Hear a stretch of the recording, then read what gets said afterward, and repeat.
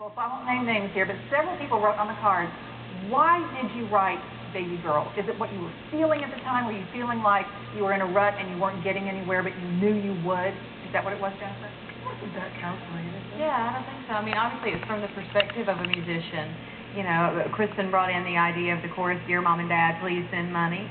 We took it and wrote it, you know, as musicians because that's what we are and that's what we related to in life. But anybody can really relate to that, to having a dream and needing support from home and the joy you get when you do succeed and being able to give that back. So it happened to be about a musician because that's what we know best how to do. So here you are, just thrown together in life every single day. What have you learned about each other? Oh, he's What have you learned about each other that's been surprising? Very good question. Again. He's been like, how to petrify Christian in 30 minutes. You gotta know, I gotta steer away from things where, you know.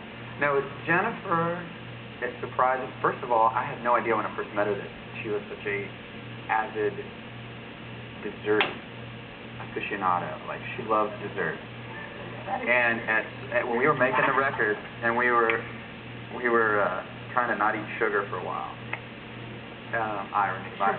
Sugarland. We're making the record. So we're trying out this not eating sugar thing for a while, and she brought me back a pie. The biggest Reese's cup It was you ever the saw. biggest Reese's cup I ever seen, and it was for real.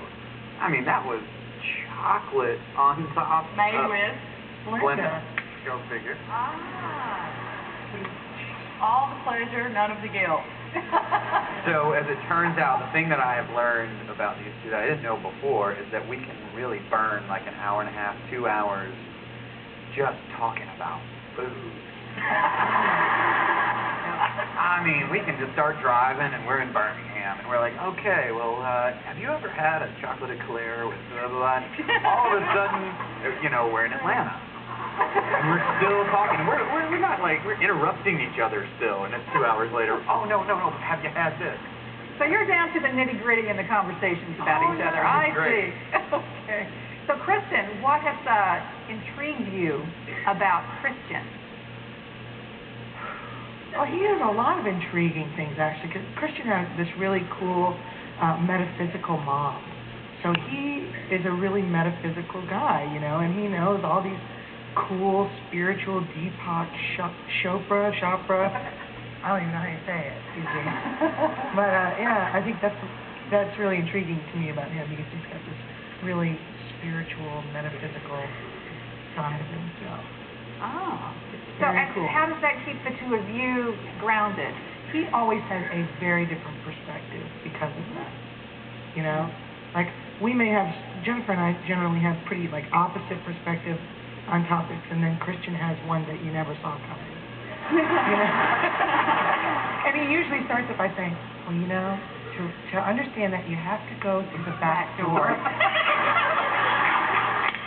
then we're like, pins and needles wondering, what does that mean? You know, we're very full of metaphors, you know? Well, you gotta like rock climbing. You know, we're like, okay, where are you going with this? Because we've never been rock climbing. Poor daughter.